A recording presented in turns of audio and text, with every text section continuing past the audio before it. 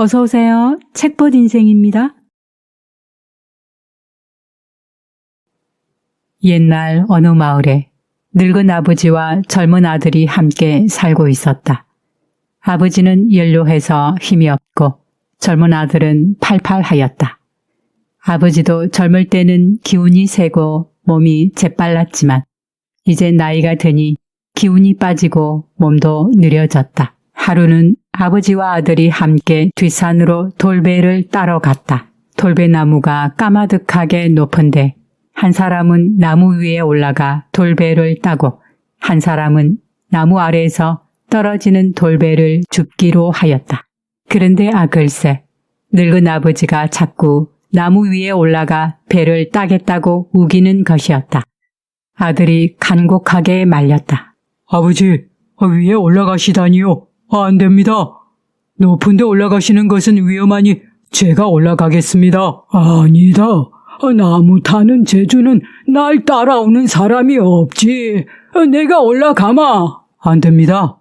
제가 올라갈 테니 아버지께서는 나무 아래에서 이래라 저래라 가르쳐만 주십시오. 내가 올라갈 테니 너는 그냥 나무 밑에서 떨어지는 돌배만 주려무나. 아버지께서는 이제 70이 넘으셨는데 어찌 저렇게 아찔하게 높은 나무 위에 올라간다고 계속 그러십니까? 제가 올라가겠습니다. 어허, 내가 올라가겠다는데 무슨 잔말이 그리도 많아. 잘 주워 담기나 해. 이렇게 계속 아버지가 기어이 고집을 피우니 어떻게 아들은 더 이상 할 수 없었다. 이었고 아버지가 나무 위에 올라가고 아들은 나무 밑에서 조마조마한 마음으로 아버지를 쳐다보고만 있었다. 아버지는 성큼성큼 나무를 타고 꼭대기까지 올라가서는 보란듯이 돌배를 따다가 아래로 던졌다. 아들은 밑에서 떨어진 돌배를 부지런히 주워 담았다. 드디어 돌배를 다 따고 이제는 아버지가 나무에서 내려올 차례였다.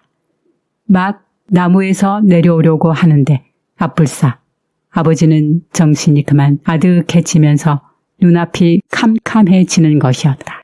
돌배를 따느라 기운을 너무 많이 써서 그런지 머리는 어지럽고 다리는 후들후들 등에는 식은땀이 흐르니 꼼짝할 수가 없었다. 그냥 나무 둥치만 잡고 벌벌 떨고만 있었다. 이때 아래에서 계속 아버지를 쳐다보던 아들이 아버지의 그런 모습이 이상함을 눈치채고 깜짝 놀라 큰 소리로 말했다. 아버지, 왜 그러십니까? 어디 편찮으십니까?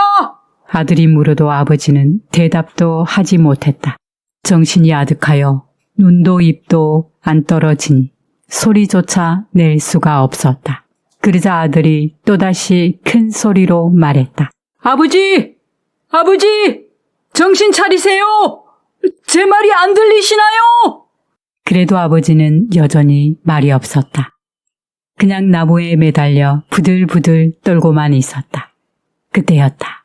갑자기 아들이 성을 버럭 내면서 고래고래 소리를 질렀다. 에이! 바보 같은 영감탱이 같으니라고! 나무 위에서 평생 살든지 아님 죽든지 난 모르겠으니 내려오든지 말든지 어디 마음대로 해요! 이렇게 험한 말을 쏟아붓고는 혼자 돌배 자루를 어깨에 메고 주춤주춤 걸어 내려가 버렸다. 그 바람에 나무 위에서 깜빡 정신을 잃었던 아버지가 그만 정신이 번쩍 들었다. 아니 저런 괘씸한 놈이 있나?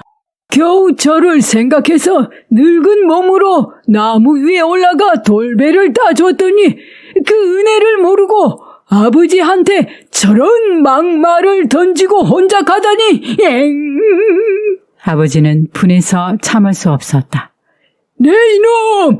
거기서 꺼라! 내가 죽는 한이 있더라도 너 같은 천하의 불효자식은 혼내주고 죽을 것이야! 이놈! 거기 당장 서지 못할까! 아버지는 우라가 머리끝까지 올라갔다. 그럴수록 이를 악물고 정신을 바짝 차렸다. 그리고 한 발 한 발 조심조심 나무에서 내려왔다.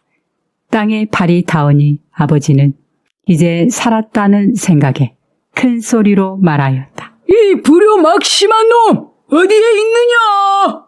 아들을 혼내주려고 둘레둘레 주위를 살피니 아니 글쎄 아들이 발밑에서 넙죽 엎드려 있는 것이 아닌가. 아이고 아버지, 얼마나 고생하셨어요. 고생이나 마나 너 아까 이 아비한테 뭘 했느냐? 아버지, 용서하십시오. 제가 아래에서 불러도 대답이 없으시기에 아무래도 정신을 잃는 큰일이 나겠다 싶어 일부러 분을 돋워 드리려고 그랬습니다. 화를 푸십시오. 그제서야 자신을 살리려 했다는 아들의 뜻을 알아차린 아버지는 아주 감탄하였다. 아들은 아버지를 잘 모시는 평생 효자로 살았다고 전해진다.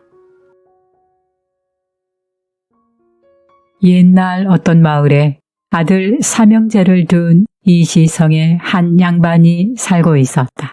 이씨는 아들 셋을 다 키워서 모두 장가를 보내고 세간을 내주어 제각각 살림을 차려서 따로 살게 해주었다.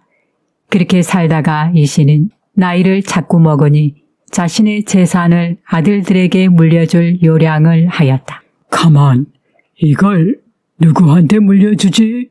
이씨는 가장 생각이 넓고 야무진 며느리한테 살림을 물려주고 싶었다.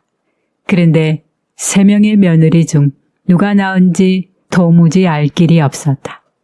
그러다가 어느 날 이씨가 먼 길을 가게 되었다. 가서 3달 뒤에나 집으로 돌아올 수가 있었다.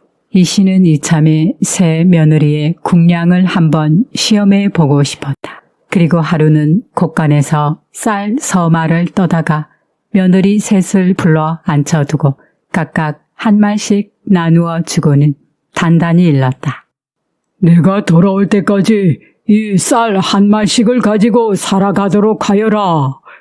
무슨 수를 쓰든지 이 쌀 한 말로 3달을 버텨야지 다른 쌀 한 줌을 섞으면 안 되니라. 꼭 명심하거라.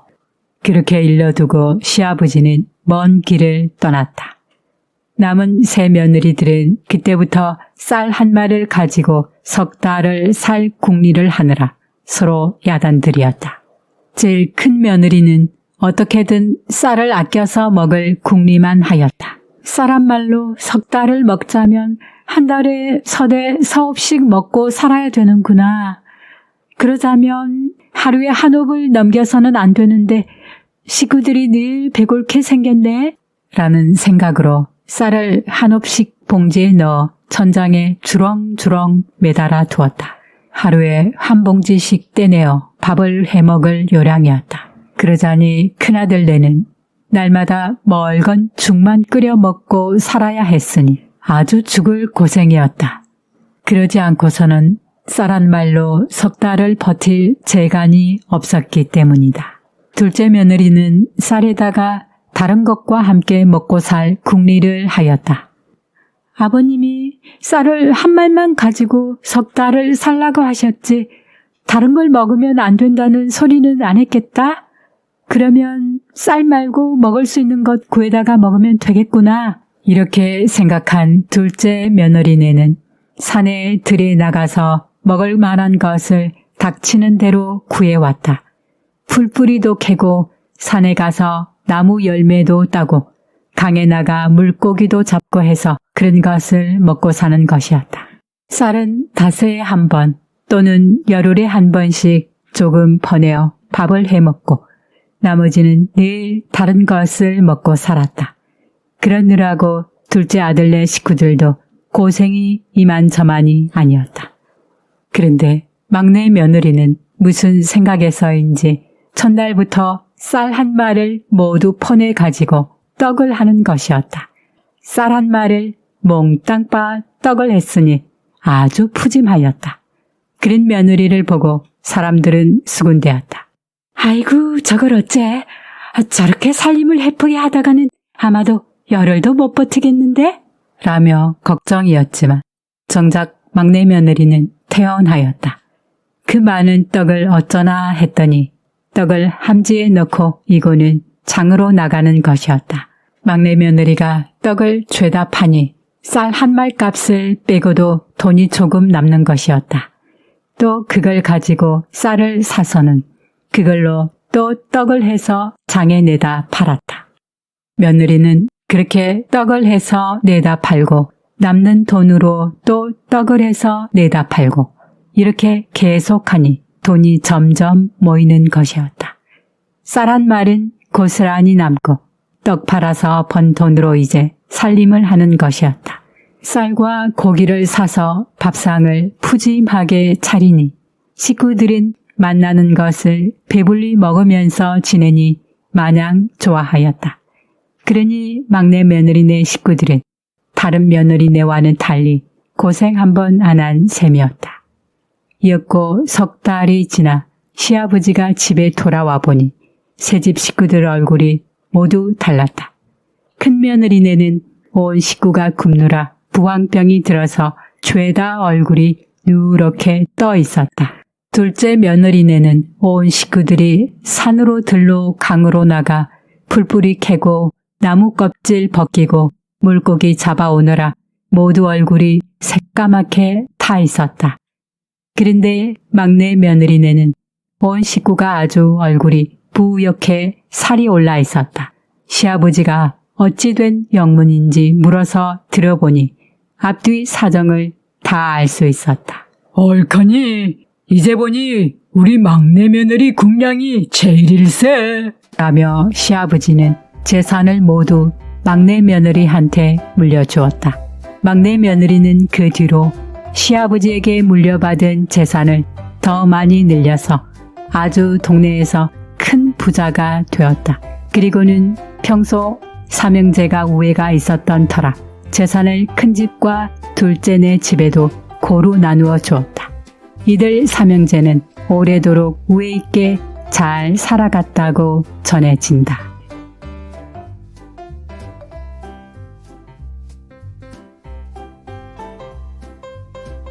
아버지를 살린 불효아들 이야기에서는 나이든 아버지의 고집스럽고 고지식한 모습을 엿볼 수 있었습니다. 아들은 당시 가부장의 권위에 눌려 지내는 자식의 한 모습일 수도 있겠지요. 아마도 그런 아버지와 함께 지내는 아들은 필시 힘들었을 것 같습니다. 그럼에도 배나무 꼭대기에서 지쳐 정신을 잃어가는 아버지를 구해내려고 극약 처방을 한 후 아버지를 두고 산을 내려오는 아들의 모습은 현명하고 지혜로우며 효도하는 아들의 모습이었습니다. 어쩌면 고집불통인 아버지를 내팽개치고 싶은 마음과 따끔한 말을 해서라도 아버지를 살려내야 한다는 이 두 마음이 아들에게 함께 존재했을지도 모를 일이네요. 그러나 부자지간에 대한 사랑이 느껴지는 것만은 분명한 것 같습니다. 오늘 이야기는 여기까지입니다. 저는 더 좋은 영상으로 또 돌아오겠습니다. 시청해 주셔서 감사합니다. 책벗 인생이었습니다.